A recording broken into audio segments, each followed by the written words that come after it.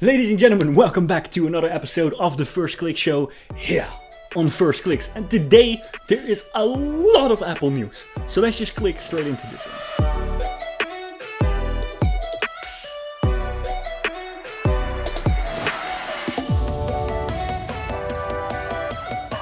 We start with some quick clicks because today we finally get macOS Monterey Beta 2, Developers Beta 2, and we definitely hope to see universal control, but we will keep you posted on that on this channel as well, so definitely stay subscribed or subscribe if you haven't already, because we are going to drop that video very soon. And then YouTube TV, not YouTube for Apple TV, but YouTube TV, which is a separate subscription where you can watch TV on YouTube. I don't know what you guys are into. Anyways, with YouTube TV, finally you can now watch your content in 4K and with 5.1 surround sound cinema sets.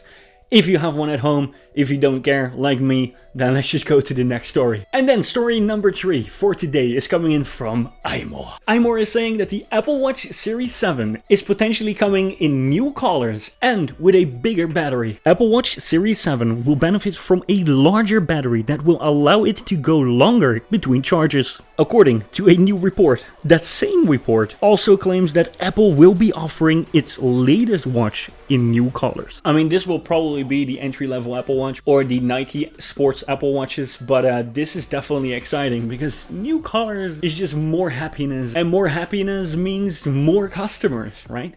Tim, right?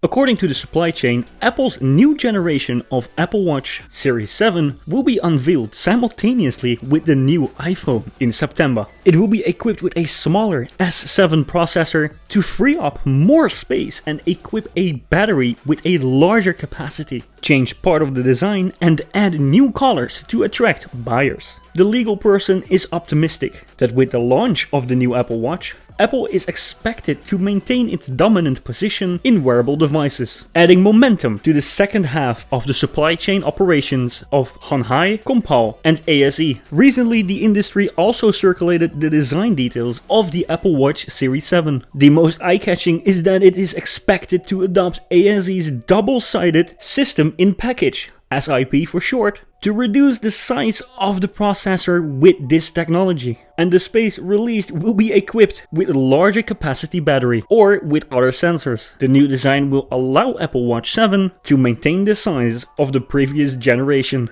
Now, I definitely think that Apple is going to leave the new sensors for the Apple Watch Series 8 because this is a long-awaited redesign, right? This redesign trend of the iPad Pro 2018 started in 2018 and now it's finally everywhere in Apple's lineup. In the Mac lineup with the iMac, in the iPhone lineup, and now for the Apple Watch as well. And I feel like a new design needs to be tested with all the new sensors and whatever, so I feel like in the Series 8 we will see new sensors. For now, this new design is going to be epic. And let me know if you guys are actually going to upgrade or wait for the Series 8. And then our fourth story of today is coming in from Mac Rumors. Apple begins preparation for iPhone 13 production ahead of fall launch. Now obviously iPhone 13 gets all the clicks in, but we are actually with the Toilet Squad and we still call it the iPhone 12s. We believe in John Prosser still, even though he, well, didn't really predict well on what is going to happen with the M1X MacBook Pro. But anyways, we don't mention that anymore, right? He is forgiven. It is forgotten. We moved past that. Didn't we? We did. We're just a few months away from when Apple is expected to reveal the 2021 iPhone, dubbed the iPhone 13. In preparation for its launch, it has been pulling in shipments of different components needed to produce the new iPhones, according to a report from DigiTimes. This is quite predictable, right? Because they always start early with these type of devices to produce, and we already know that there is going to be a new iPhone this year. It's not really a rumor. And of course, the new sensors, the new chips, the new camera, everything needs to be sourced. So this is not really a rumor, more like something that happens in general, right? Speaking of new components though, in the next story coming in from Front Page Tech, Karina is actually also talking about Minchi Kuo predicting what new sensors we can expect in terms of cameras. In an investor note obtained by Mac Rumors this past weekend, Minchi Kuo said the high-end models of the upcoming iPhone 13 lineup, the iPhone 13 Pro and iPhone 13 Pro Max will be featuring an upgraded ultra-wide camera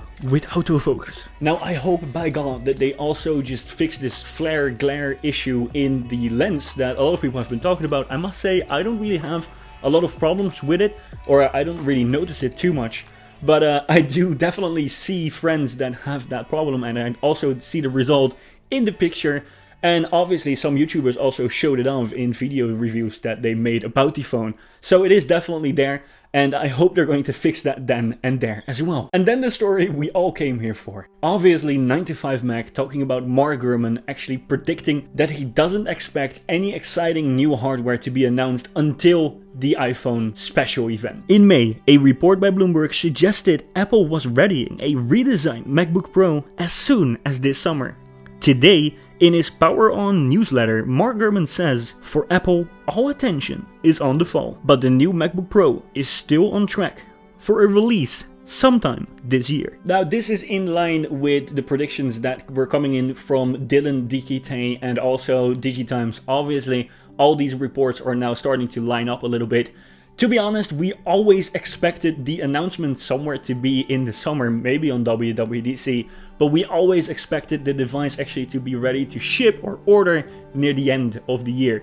That was something that I feel like was always clear. So now probably just the date for the announcement has changed, and that is fine. I mean, I am still waiting. Obviously, I want to have it right now, the M1X MacBook Pro, but for sure it is coming, hopefully somewhere this year. For Apple, all attention is on the fall, so the next several weeks are destined to be light on product news. We are about 3 months away from the next iPhone and Apple Watch models going on sale, along with the releases of iOS 15, iPadOS 15 and watchOS 8. So stay tuned for plenty of news on those after the summer doldrums. And don't forget about the iPad and Mac. Apple has new entry-level iPads for students and revamped MacBook Pros and iPad minis coming later this year too. Now that is going to be a jam-packed couple of months. Obviously it makes sense, right? Because last year we got around the same time new MacBooks with the M1 chip inside them.